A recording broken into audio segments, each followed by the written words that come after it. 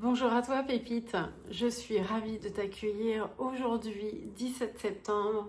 J'ai une annonce qui est importante à faire puisque en fait demain nous rentrons dans le deuxième portail énergétique de ce mois de septembre, ce fameux mois en 9-9 puisqu'en numérologie 2025 c'est une année en 9.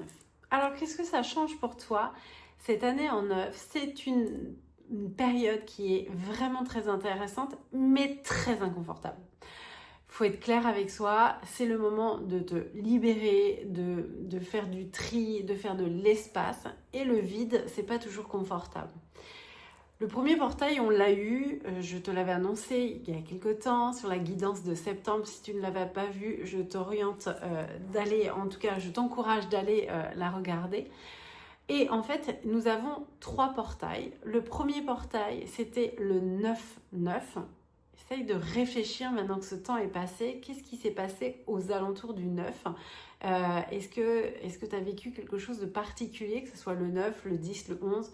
Essaye de voir un peu dans quelle énergie tu étais. Parce que là, nous allons entrer dans le deuxième portail. Et le troisième sera le 27. Donc le deuxième portail, c'est demain et c'est le 18. D'ailleurs, je t'encourage à venir me voir. Je serai en live avec mon ami Christophe, numérologue, sur sa page YouTube. Et ça, c'est demain soir. Le 18, dans la numérologie, c'est un chiffre d'équilibre personnel. Alors le 1, c'est le jeu. Le 8, c'est l'équilibre entre le pro et le perso. Mais c'est vraiment une énergie qui est très magnétique. Donc en fait, demain, on va ouvrir cette porte à rééquilibrer ce qui est juste pour toi, pour venir justement te mettre en évidence sur ce quoi c'est inné pour toi, ce quoi tu brilles en fait naturellement pour toi. Donc demain, c'est chouette parce que je te fais cette vidéo la veille. Demain, regarde qu'est-ce que tu aimes profondément faire, qu'est-ce qui est facile pour toi, qu'est-ce qui est fluide.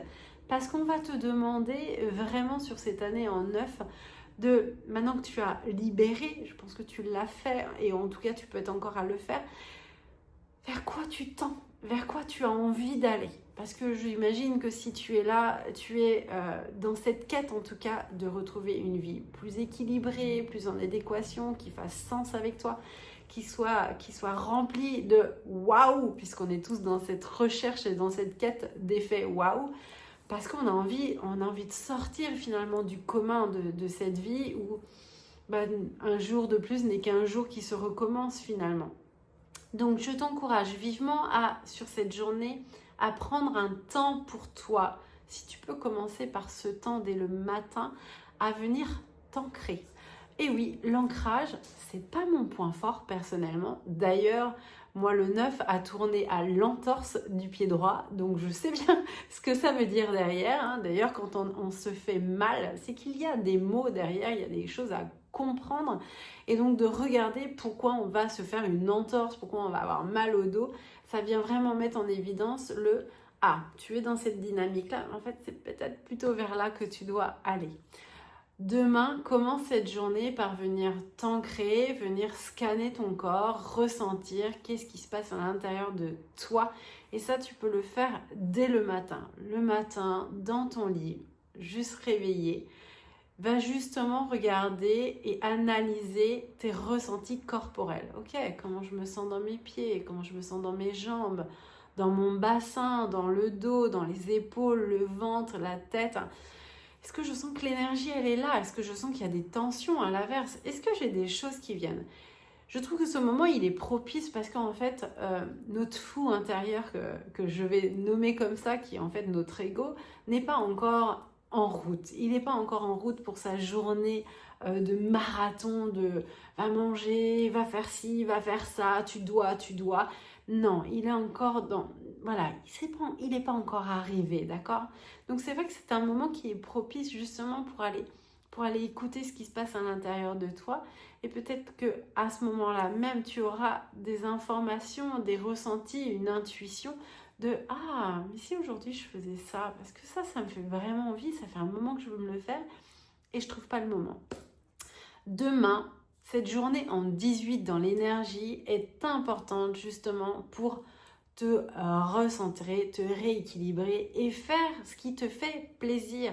Être en vie, c'est faire des choses qui nous font envie.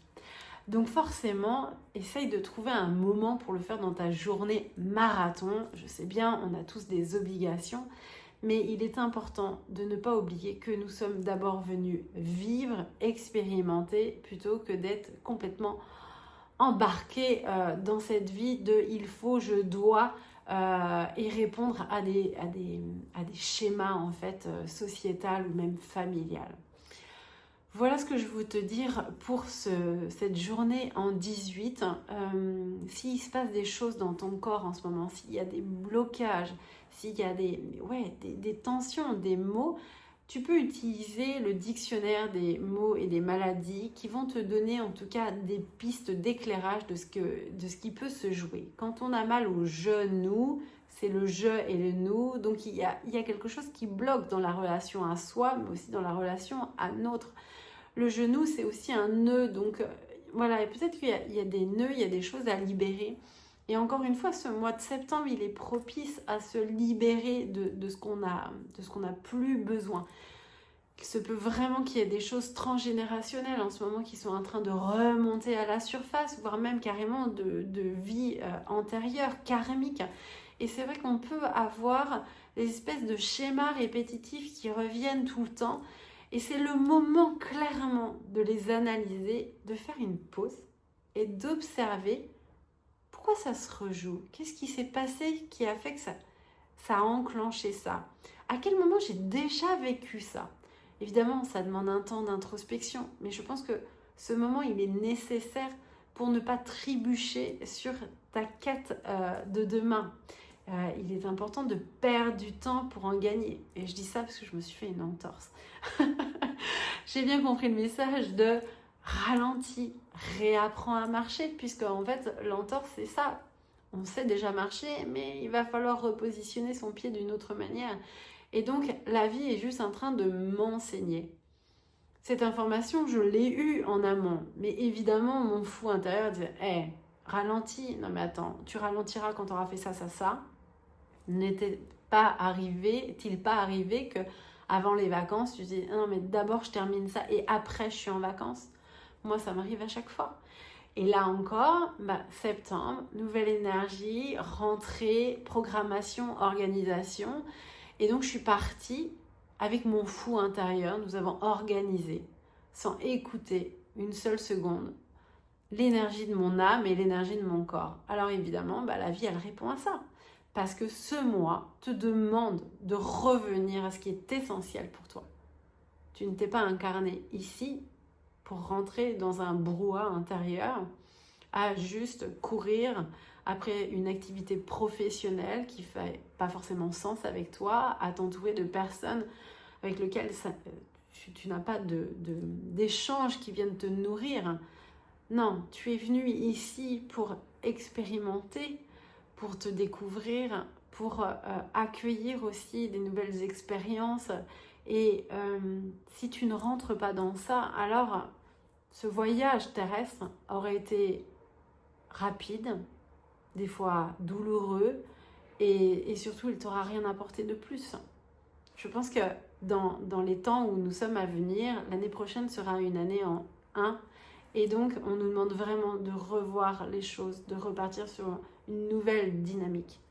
Le changement, il passe d'abord par ce temps d'introspection, d'écouter ce qui nous empêche. Qu'est-ce qui fait qu'aujourd'hui, je ne suis pas pleinement heureux ou heureuse? Qu'est-ce qui me manque? Et quand il y a un manque, c'est que derrière, il y a un besoin.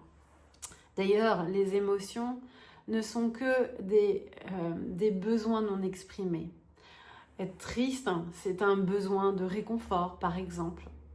Rire à l'inverse, c'est un besoin justement d'effet waouh, de se sentir en vie, de se sentir vivant. Chaque gestion d'émotion, chaque émotion vient te dire quel est ton besoin. Ton besoin, c'est ta boussole intérieure, et plus tu vas être à l'écoute de ça, plus tu vas avoir une vie en adéquation avec ce que tu aspires profondément. Je ne sais pas toi, mais moi j'ai profondément envie d'aspirer cette vie qui fait sens pour moi, pour inspirer mes enfants, les miens autour de moi. Je souhaite vraiment avoir une vie dans laquelle voilà, je me reconnais, je m'amuse, je ne fais pas de faux semblants.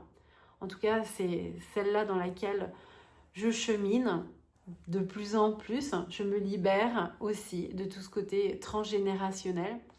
Et pour se libérer de ça, ce mois de septembre, il est propice à ça. La prochaine pleine lune, elle aura lieu le 7 octobre. Et donc, nous sommes dans cette descente vers la nouvelle lune. Et comme dit nouvelle lune, ça veut dire nouveauté. Il est important que sur ce temps, tu puisses écrire, pourquoi pas, faire ce rituel d'écriture, de noter ce à quoi tu souhaites te détacher. Et puis commencer à réfléchir et pourquoi pas à réaliser un tableau de visualisation pour te projeter sur ce que tu aurais envie de faire.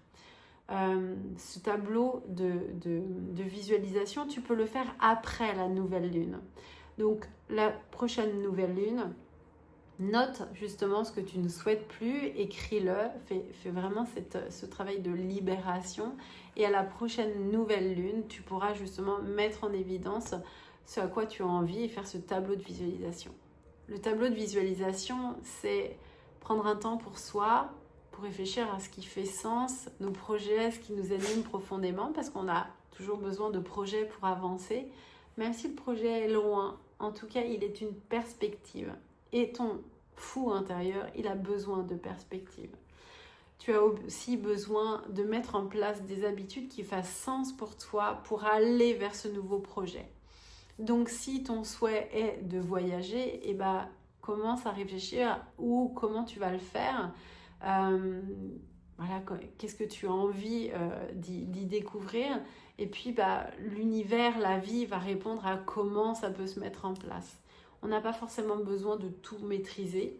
Il y a juste où est-ce que j'ai envie d'aller, c'est quoi mon prochain projet, mon prochain challenge, ma prochaine étape découverte de moi-même.